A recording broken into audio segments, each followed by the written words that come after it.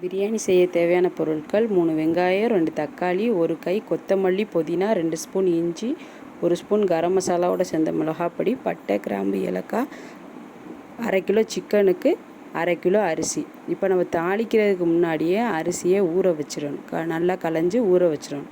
இப்போ எண்ணெய் refined oil தான் ஊற்றிட்டு பட்டை, கிராம்பு, ஏலக்காய், எண்ணெய் காஞ்சதுக்கப்புறம் இது எல்லாத்தையும் போட்டு தாளித்து விட்டுட்டு நல்லா கோல்டன் ப்ரௌன் ஆனதுக்கப்புறம் இதோட பச்சை மிளகா சேர்த்துறோம். நம்ம உரப்புக்கு ஏற்ற மாதிரி நம்ம பச்சை மிளகா சேர்த்துக்கிறோம். பச்சை மிளகா சேர்த்ததுக்கப்புறம் இதோட என்ன செய்யணும், வெங்காயத்தை நல்லா நீல வாக்கில் நறுக்கினாதே நல்லா கோல்டன் ப்ரௌன் ஆகும். அப்போ கோல்டன் ப்ரௌன் ஆனதுக்கப்புறம் நல்லா வதக்கணும். கோல்டன் ப்ரௌன் ஆகிற வரையே நல்லா வதக்கணும். இப்போ இந்த கரம் மசாலாவில் நான் என்னென்ன சேர்ப்பேன்னா, ஒரு வரமிளகா, காஞ்ச வரமிளகா 100 கிராம், மல்லி 100 கிராம், சீரகம், சோம்பு ரெண்டுமே சேர்ந்து 100 கிராம், பட்டை, கிராம்பு, ஏலக்காய், இது எல்லாமே பட்டை 5னா கிராம்பு 5, ஏலக்காய் 10, இது எல்லாமே சேர்ந்து நான் மொத்தமாக அரைச்சி எப்போவுமே பிரியாணிக்கு மசாலாவாக செஞ்சு வச்சுருப்பேன். எல்லாத்தையுமே வறுத்துட்டு மசாலா அரைச்சி வச்சுருப்பேன். இப்போ வெங்காயம் கோல்டன் ப்ரௌன் ஆயிடுச்சு. இப்போ இதோட நம்ம என்ன சேர்க்கணும்னா, தக்காளி, கொத்தமல்லி, புதினா ரெண்டையுமே நல்லா சேர்த்து அதோட வதக்கணும். இது எல்லாமே வதங்கினதுக்கப்புறம் அதோட இப்போ நான் சொன்ன மசாலா 1 ஸ்பூன் சேர்த்தோம்னாவே போதும். வேறு எதுவுமே சேர்க்க தேவையே கிடையாது. கரம் மசாலா, மிளகாப்பொடி எதுவுமே சேர்க்க தேவையில்லை. இது நல்ல வாசமாகவும் இருக்கும், நல்ல கலரும் கொடுக்கும் பிரியாணி. இதை நல்லா வதக்கிட்டு இப்போ இதோட 1 ஸ்பூன் அந்த மசாலாவையும் போட்டுறணும். மசாலாவை போட்டு நல்லா வதக்கணும். வதக்கினதுக்கப்புறம் நம்ம 1/2 கிலோ சிக்கனுக்கு எப்போவுமே 1/2 கிலோ அரிசி ரெண்டுமே சரிசமமாக போட்டால் தான் பிரியாணி நல்லா டேஸ்ட்டாக வரும். இப்போ கறியை போட்டதுக்கப்புறம் நல்லா கிளறி விடணும். இதோடைய இஞ்சி பூண்டு பேஸ்ட் சேர்த்தோம்னா 2 ஸ்பூன் இஞ்சி பூண்டு பேஸ்ட் சேர்த்து, இஞ்சியும் பூண்டும், இஞ்சி பாதி பூண்டு 2 மடங்கு சேர்த்து அரைச்ச பேஸ்ட்டை இதோட சேர்த்துறணும். நல்லா சேர்த்து நல்லா வதக்கணும். நல்லா வதக்கி முடித்ததுக்கப்புறம் இதில் 1 மடங்கு அரிசிக்கு 2 மடங்கு தண்ணி, 1 பங்கு அரிசிக்கு 2 மடங்கு தண்ணி சேர்த்து இதோட சேர்த்து நம்ம வைக்கணும்.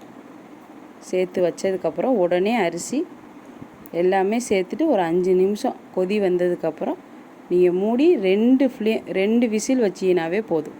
என்னுடைய குக்கருக்கு 2 விசில் வரும். உங்கள் குக்கர் எப்படி இருக்கோ அதுக்கு தகுந்த மாதிரி விசில் வச்சு நீங்கள் இறக்கிட்டு அதில் இருக்கிற ஏர் பூரா போனதுக்கப்புறம் தான் குக்கரை திறக்கணும். அதுக்கு முன்னாடி நம்ம திறந்து பார்க்கக்கூடாது.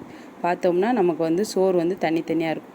அதனால் ஏர் பூரா போனதுக்கப்புறம் நம்ம பார்க்கணும். இப்போயே நம்ம உப்பும் சேர்த்துக்கிறோம். நம்ம டேஸ்ட்டுக்கு இப்போ தான் நான் உப்பு சேர்க்குறேன், முன்னாடி நான் சேர்க்கலை. சிக்கன் சேர்க்கையிலையும் நம்ம உப்பு போட்டுக்கலாம், இல்லை தண்ணி ஊற்றினதுக்கப்புறமும் போட்டுக்கலாம். நம்ம உப்பு கரெக்டாக இருக்கான்னு பார்த்துக்கிறோம். ஏன்னா சிக்கனில் உப்பு சாரணும். நான் இது அரிசிக்கும் சேர்த்தே உப்பு போட்டுட்டு நல்லா கிண்டினதுக்கப்புறம் இப்போ அரிசியை போட்டுட்டு அரிசியும் கறியும் சேர்ந்து ஒரு கொதி பபுள்ஸ் வந்ததுக்கப்புறம் நம்ம 2 விசிலுக்கு வச்சு இறக்குனோம்னா நமக்கு பிரியாணி தயாராகிடும். இப்போ இந்த பிரியாணி ஸ்பெஷல் எதுக்குன்னா, நம்ம அரபா நோன்பு பக்ரீத்துக்கு முதல் நாள் நைட்டு நம்ம நோன்பு வைக்கணும். நோன்பு வச்சு குர்பானி கொடுத்தோம்னா, குர்பானி கொடுப்பாங்க. எங்கள் பக்ரீத் கொண்டாடுற எல்லாருக்குமே தெரியும் அரபா நோன்புங்கிறது என்னன்னு.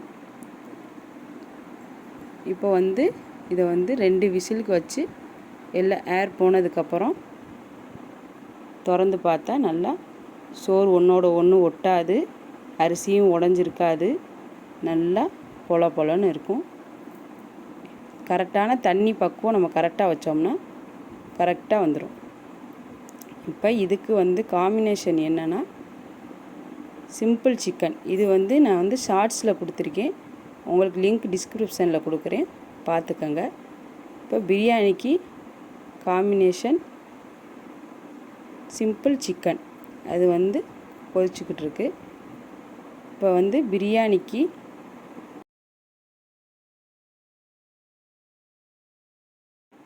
பிரியாணிக்கு சிக்கன், கத்திரிக்காய் போட்ட தால்ச்சா, எக்கு, ஆனியன் ரைத்தா தான் நம்ம சர்வ் பண்ண போகிறோம்.